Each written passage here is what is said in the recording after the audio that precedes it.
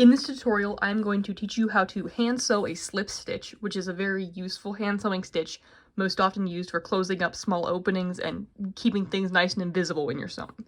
So to complete this, you're going to need a needle, threaded and tied with a knot at one end. So I'm not tying the knot together on both strings. I'm not taking both of my ends and making a big loop with them. I'm just taking one, and I'm gonna make a little loop-to-loop in it, and I'm going to stick this through. I've actually already got a knot in my end of my thread here, but I'll just do another one to show you guys.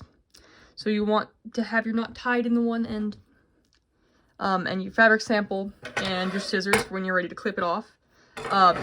With this one, it is very important that your fabric sample is pressed nice and crisply, because it's going to make it so much easier for you if there is a clean edge here.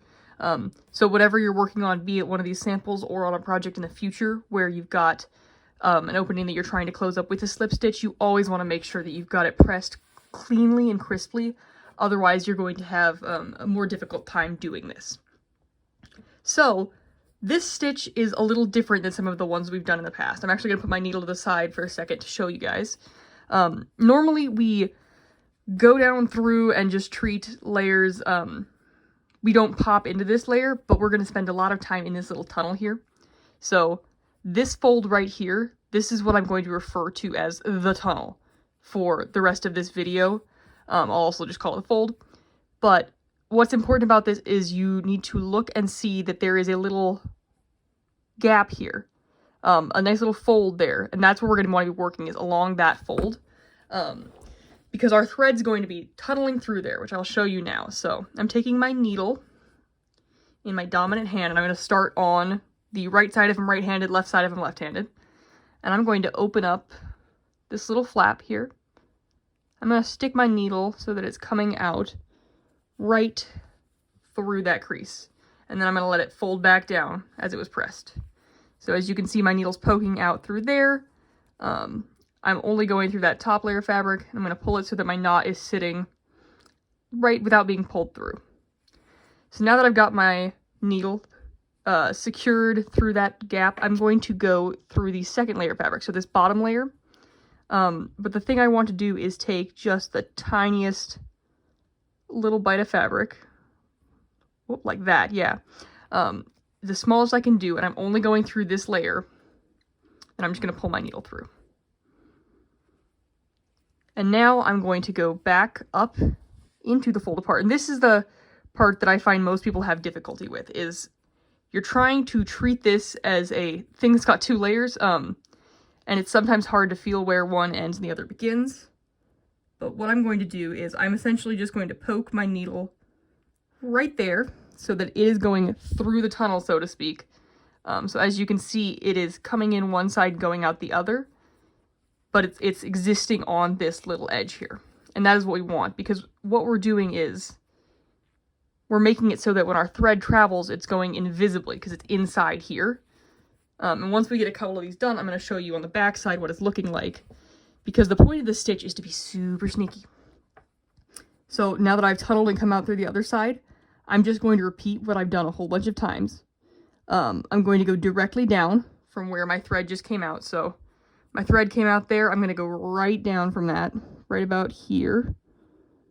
And I'm not going any sort of great distance down, and I'm not moving like across. And then I'm going to pull it through.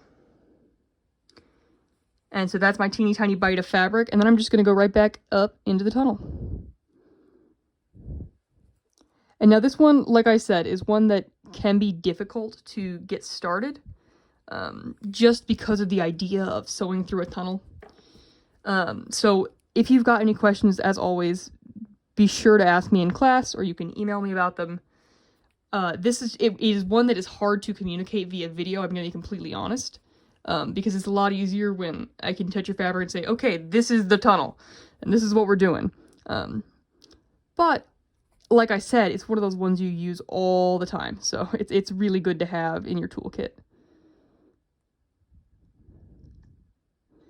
And see, there we go, I got in through the tunnel, and I'm going to pull it out. I've heard someone made the metaphor of this once, and so I'll tell you guys, if it helps you, great. that this stitch is like a little bunny rabbit, and it pokes its head out of the tunnel right here to grab a carrot, and then it quickly goes back into the tunnel like that. Oop. Like this, and it runs away, and then it's gonna poke its head back out in a second.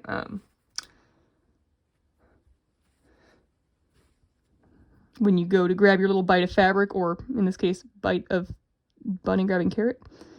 The metaphor, but to be honest, doesn't mean a lot to me, but if it helps you, then that is awesome. So that is why I'm telling you it. And you'll also notice I'm kind of holding my fabric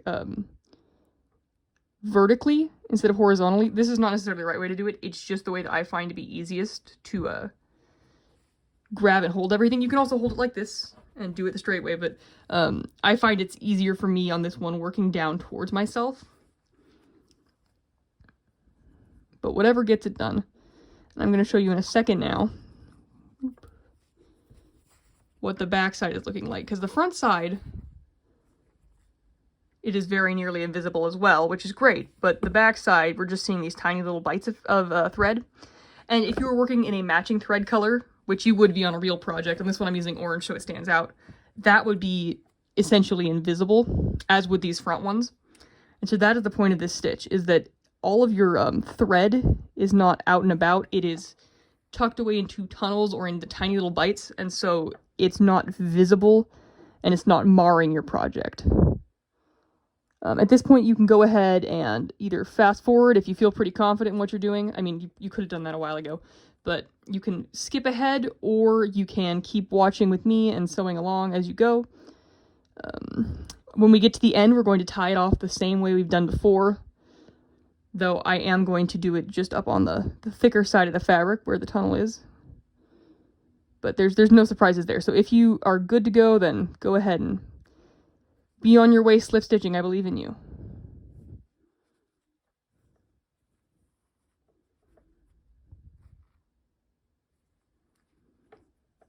For anybody who's still with me, the slip stitch is one of my favorites to use on real projects, actually. I find it's pretty satisfying when you sew something and then it's immediately invisible. Makes you feel kind of magical. And if you are in my sewing class and watching this video, you will be using this one again. So be sure to hold on to this knowledge. This one comes up again in your big final project. And also in most sewing things that you're going to do in life. If it has a lining, it's got a slip stitch, basically. So yep, grab a bite.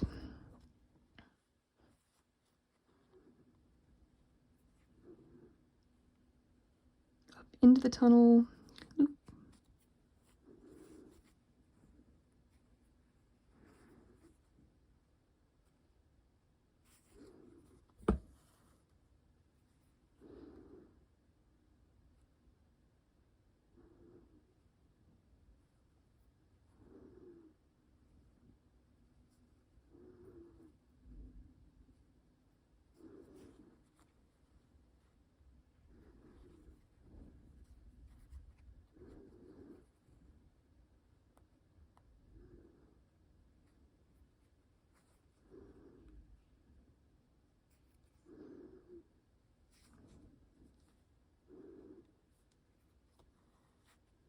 There's nothing quite like sewing while on camera, I've got to say.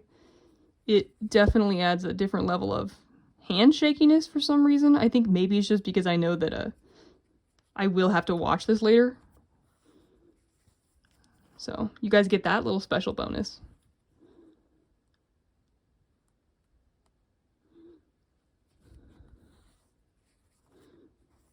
I would say this stitch is probably the second or third most useful stitch as far as hand sewing goes, in my mind, beyond like closures, or you use closures all the time, but of the hand sewing stitches,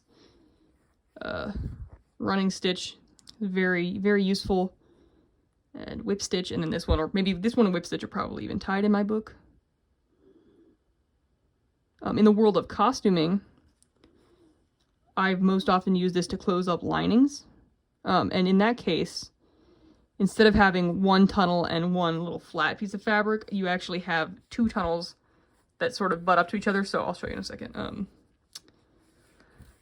It'd be like if it was like this, and then I'm sewing between those two, and I actually think that's way easier than doing it between one folded piece of fabric, one flat piece of fabric, because in that case, instead of taking a bite, you're just darting back and forth between tunnels.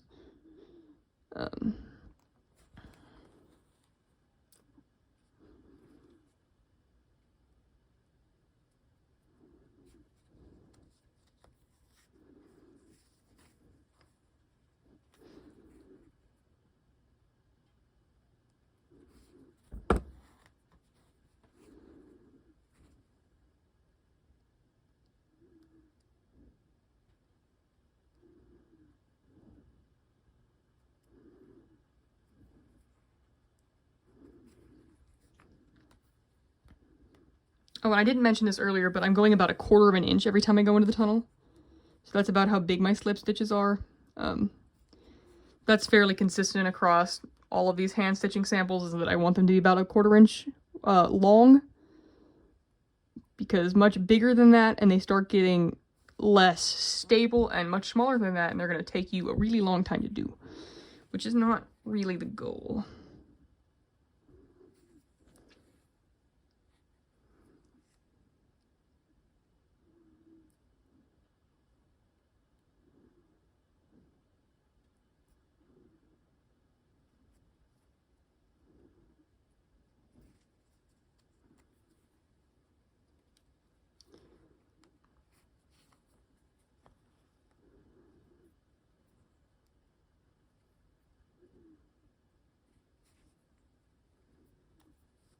Okay, and now I'm just about to the end here. So I'm going to take one last little bite of fabric, and then I'm going to pull this so that anything that was getting tugged is all nice and straight, and then I'm going to go up into here. And I'll actually just flip this up because I think it's easiest. And I'm going to stick my needle through my fabric a couple of times. Like 1, 2, 3. I'm just creating a little landing point, and then I'm going to tuck my needle up under these threads, loop it through my little loop there, and tying it off. Just the same as we've done in our other stitches. See, I'm going through that, and then bam. We've got a knot, it's tied off, and it's invisible. So I'm going to cut my thread, and I'm going to show you guys the finished product. So this is what it should look like from the right side, and from the back side. This is how it should be. Is you got these little tiny bites of, well, you can see the thread on this side because there were bites of fabric taken on this side. So that is sewing the slip stitch.